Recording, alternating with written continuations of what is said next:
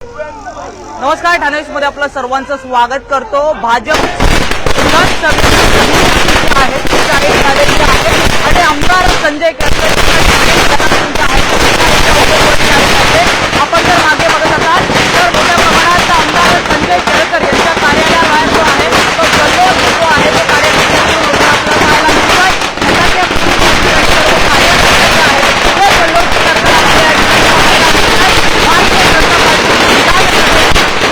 तो उमेदवारांची यादी जी आहे पहिली यादी जी आहे ती जाहीर झालेली आहे आणि ठाणे शहरातून पुन्हा एकदा आमदार संजय केळकर यांना जे आहे ती उमेदवारी जाहीर करण्यात आलेली आहे। आपण जर बघत असाल तर सर्व कार्यकर्त्यांकडून जे आहे ते आमदार संजय केळकर यांना या ठिकाणी जे आहे ते शुभेच्छा देण्यात येत आहे। एकंदरीत सर्व कार्यकर्त्यांकडून जल्लोष जो आहे तो होताना आपल्याला पाहायला मिळतो। सध्या ठाण्यातील संजय केळकर यांच्या कार्यालयाबाहेरील संपूर्ण दृश्य आहेत। मोठ्या प्रमाणात कार्यकर्त्यांमध्ये जल्लोष जो आहे तो आपल्याला पाहायला मिळतोय। मोठ्या प्रमाणात घोषणा ज्या आहेत त्या या ठिकाणी सर्व कार्यकर्ते आपल्या या ठिकाणी जायला मिळतात। 99 उमेदवारांची पहिली यादी जी आहे ती भारतीय जनता पार्टीने जाहीर केली आणि ठाणे शहरातून आमदार संजय केळकर यांना पहिली उमेदवारी जी आहे ती जाहीर केली। सर, उमेदवारी जाहीर झाली, काय भावना आहेत? नक्की मी आमच्या पक्षाच्या नेत्यांचं अभिनंदन करीन, त्यांना धन्यवाद देईन। आदरणीय देवेंद्रजी, आमची केंद्रीय निवडणूक समिती, महाराष्ट्रातली सर्व कोअर कमिटी आणि आमच्या विभागातले नेते याच्याबरोबरच कार्यकर्ते आणि मतदारांना देखील मी आभार मानेन की पुन्हा एकदा मला ही संधी मिळते आणि पुन्हा एकदा जनसेवा करण्यासाठी कार्यकर्त्यांच्या पाठिंब्याने आणि जनतेच्या सहकार्याने निश्चितपणे या निवडणुकीमध्ये मी विजयी होईल। सर, ठाणे शहरात विरोधकांकडून मोठ्या प्रमाणात संभ्रम जो आहे तो निर्माण होताना आपल्याला पाहायला मिळाला, परंतु आता अखेर हा संभ्रम जो आहे तो संपलेला, उमेदवारी जाहीर झाली। उमेदवारी जाहीर झालेली आहे। महायुतीचे कार्यकर्ते जे आहेत ज्यांचा आशीर्वाद, त्यांचा सगळं ज्याला म्हणता येईल की संपर्क पण झालेला आहे आणि सर्व जोमाने जसं लोकसभेमध्ये यश मिळवलं त्याच पद्धतीने विधानसभेत देखील यश मिळवण्याचा संकल्प देखील कार्यकर्त्यांच्या मनातून आहे। केळकर साहेब, आताची परिस्थिती तुम्हाला माहिती आहे महाराष्ट्राची, कारण शिवसेनेचे 2 भाग झालेले आहेत, भाजपवर देखील अनेक आरोप होत आहेत। आता ठाण्यात जर परिस्थिती पाहिली तर शिवसेनेत देखील काही इच्छुक उमेदवार होते, भाजपमध्ये देखील काही इच्छुक उमेदवार होते। आता सगळ्यांची संपर्क साधून आता पुढचं कसं सगळं गणित बसवणार? नाही, जे इच्छुक उमेदवार होते त्यांनी देखील सहकार्य करण्याचा फोन पण आला, त्यांनी ताबडतोब अभिनंदन पण केलं आणि शेवटी राजकीय पक्षामध्ये इच्छा पण असते, परंतु ज्यावेळेला पक्ष निर्णय घेतो, मी तर 2 वेळेला या भागातून कार्यकर्ते आणि मतदारांच्या आशीर्वादाने निवडून आलो होतो आणि त्याच्यामुळे तसा काही कुठे काही संभ्रम किंवा असा कुठे काही मतभेद मनभेद हे मला वाटतं कुठेही राहत नाही। निश्चितपणे पूर्ण ताकदीनिशी महायुतीच्या कार्यकर्त्यांच्या पाठिंब्याने मतदारांच्या सहकार्याने आम्ही हा गड पार करू। कोणते मुद्दे घेऊन आता मतदारांसमोर जाणार, कारण ऑलमोस्ट 30 दिवस राहिलेले जातात फक्त? या शहराच्या विकासाचेच मुद्दे आम्ही शेवटी घेणार आहोत, कारण की हे डबल इंजिन सरकार म्हणजे केंद्रामध्ये आणि महाराष्ट्रामध्ये जर सरकार आलं तर याच्या माध्यमातून कसा कायापालट होऊ शकतो हे आपण केंद्रामध्ये मोदीजी आणि राज्यामध्ये शिंदेसाहेबांचं सरकार आणि त्याच्या आधी देवेंद्र फडणवीसांचं सरकार याच्यावरून आपण बघितलेलं आहे की पूर्ण MMR रिजनचा कायापालट होऊ शकतो आणि त्या मुद्द्यावरच आम्ही जनतेला निश्चितपणे आवाहन करू की या वाढत्या सगळ्या ठाण्याला एक दिशा देण्याकरता, विकासाकडे नेण्याकरता आणि संबंध सर्व बाजूने ठाण्याचा विकास होण्याकरता आपण निश्चितपणे कटिबद्ध राहू, हेच शेवटी लोकांना आम्ही सांगणार। आमच्याकडे व्हिजन तयार आहे, त्या व्हिजनमधले जे मुद्दे आहेत ते मुद्दे घेऊन लोकांसमोर आम्ही जाऊ। सर, उमेदवारीची हॅट्रिक या ठिकाणी झालेली आहे, विजयाची हॅट्रिक पाहायला मिळणार का? निश्चितपणे कार्यकर्ते इतके ताकदीने पाठीशी आहेत महायुतीचे आणि मतदारांचा जर आशीर्वाद असेल आणि तो देखील निश्चितपणे मिळेल, कारण की 5 वर्ष प्रामाणिकपणे जेवढी म्हणून जय श्रीराम, जय श्रीराम, केळकर साहेब आगे बढ़ो, केळकर साहेब आगे बढ़ो। मोठ्या प्रमाणात या ठिकाणी आमदार संजय केळकर यांच्या कार्यालयाबाहेर जे आहे ते जल्लोष होताना आपल्याला पाहायला मिळतोय। किस तरीके से रणनीति होगी चुनाव? पार्टी के हाईकमांड का मैं धन्यवाद देता हूँ।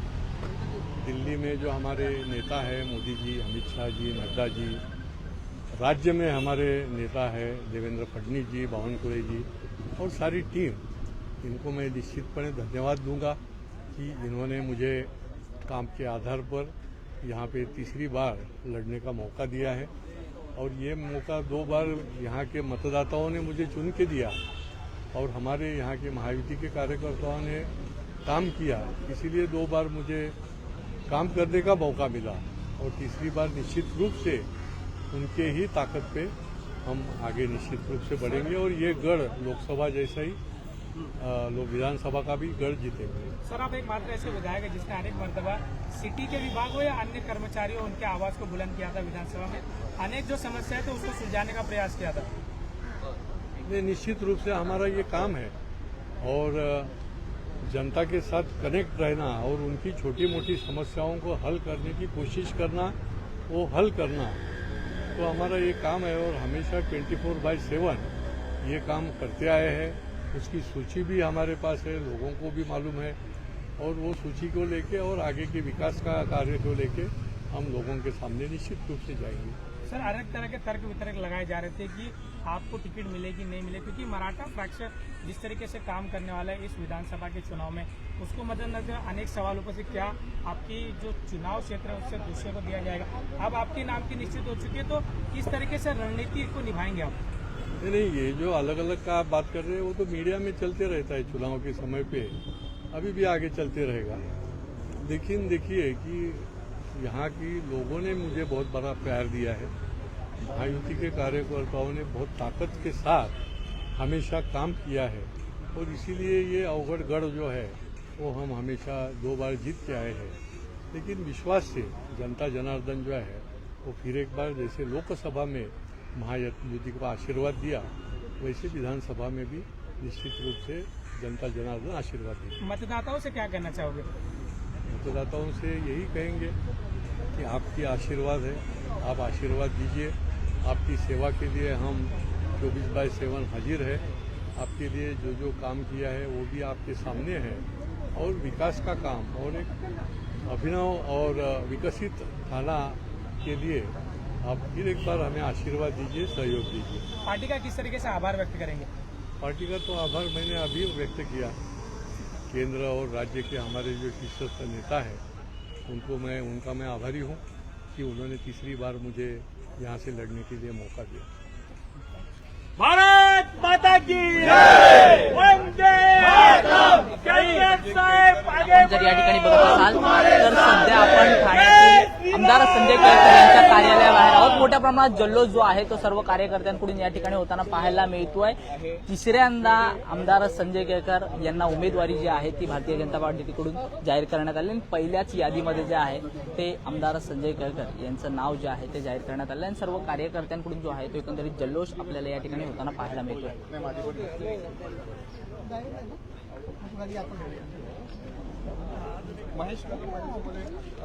महेशजी, कशा प्रकारे आनंद झाला काय सांगा? अरे प्लीज, काय सांगाल, काय आनंद आहे, काय झालं? केळकर साहेबांना तिसऱ्यांदा आमदारकीचं तिकीट मिळालं आहे। ठाणे शहराच्या मतदारसंघाचा त्यांनी केलेला कायापालट आणि सर्वसामान्याचं केलेलं काम हे गृहीत धरून लोक त्याची आठवण करतील आणि केळकर साहेबांना प्रचंड मताने निवडून देतील यावर आमचा विश्वास आहे। तसा लोकांचा पण केळकर साहेबांवर विश्वास आहे। त्यामुळे आम्हाला तिसऱ्या वेळेला काळजी करण्याची, चिंता करायची, घाबरायचं काही कारण नाही, कारण केळकर साहेबांबरोबर त्यांचं काम बोलणार आहे। कारण सर्वसामान्य माणसाचं काम त्यांनी पक्ष पार्टी न बघता केलेलं आहे आणि त्याचा उपयोग त्यांना या निवडणुकीच्या माध्यमातून 100% होणार आहे। महेश कदम, काय सांगा? जनसेवक आमदारांना जनतेची सेवा करण्याची तिसऱ्यांदा संधी भारतीय जनता पार्टीच्या वरिष्ठ नेत्याने दिलेली आहे। त्याबद्दल संपूर्ण ठाणे शहरातर्फे सर्व भारतीय जनता पार्टीच्या वरिष्ठ पदाधिकाऱ्यांचं मनापासून आभार। ज्या व्यक्तींनी आयुष्याची हयातीमध्ये प्रत्येक गोष्ट जनता सेवेसाठीच का दिलेली असतील त्या व्यक्तीला तिकीट मिळू नये म्हणून ज्यांनी कोणी देव पाण्यात ठेवलेले त्यांनी आता पाण्यातला देव बाहेर काढावे आणि आता विजयाचा हॅट्रिकचा गुलाल उधळायला यावा हीच आम्हा त्यांच्याकडे मनापासून शुभेच्छा. तर भाजपच काही नेत्यांनी ठेवले होते. 100% जैन ठेवले त्यांनी, हो जैन ठेवले त्यांनी. आम्ही आता नाही. हॅट्रिकचा गुन्हा उधळणार आहे. भारतीय जनता पक्षाच्या काही लोकांनी मागणी केली होती, त्याच्यामध्ये चूक काय नाही. मागणी राजकारणामध्ये असते. अपेक्षा ठेवणं हे काही चूक नाही, पण आता आम्ही एकत्र दिल्याने एका दिलाने हे बघा, 100% काम भारतीय करतो. मराठा महासंघाचा प्रदेशाध्यक्ष म्हणून या राज्यातल्या पहिल्या व्यक्ती उमेदवार आहेत संजय केळकर साहेब, ज्यांना आम्ही पाठिंबा आजच जाहीर करून टाकला. धन्यवाद. केळकर साहेब आगे बढ़ो, हम तुम्हारे साथ हैं. भारतीय जनता पार्टीचा जल्लोष जो आहे तो सर्व कार्यकर्त्यांकडून आपल्याला होताना पाहायला मिळतो. आपल्या सोबत मितेश शाह आहेत. सर, काय जल्लोष आहे, उमेदवारी जाहीर झाली केळकर साहेब. हम तुम्हारे साथ हैं. खरंच फार आनंदाची गोष्ट आहे. हे निश्चित निर्णय येणारच होता आणि सर्वांना जनतेला ठाण्याचे सिटीचे जेवढे जनते आहेत त्या सर्वांना अपेक्षित आहेत. आणि जनसेवक हे जे नाव साहेबांचं आहे, हे जनसेवक कशामुळे पडलं आहेत, लोकांच्या कामं करून त्यांना न्याय देऊन जेव्हा असंख्य लोकांना न्याय भेटलाय तेव्हा हे जनसेवक नाव निर्माण झालेलं आहे आणि तेही निस्वार्थ. म्हणून व्यापारी मित्र जनसेवक आमदार संजय केळकर साहेब, लोकांचे सर्वांचे प्रिय आमदार जनसेवक संजय केळकर साहेब, निश्चित हॅट्रिक आम्ही डिक्लेअर केली आहे. आता तर फक्त आम्हाला 20 नोव्हेंबरला ते गुळावर फक्त आता हे करायचं आहे तेवढंच. बाकी सर्व लोक, इतर स्थानिक असो व्यापारी असो, सर्व लोकांचा सपोर्ट आमदार संजय केळकर साहेबांना आहे. तर आपण पाहिलं असेल मोठ्या प्रमाणात जल्लोष जो आहे तो सर्व कार्यकर्त्यांकडून या ठिकाणी होताना आपल्याला पाहायला मिळतोय. ठाण्याच्या अशाच अधिकृत बातम्या पाहण्यासाठी ठाण्याच्या फेसबुकला लाईक करा, फॉलो करा. धन्यवाद.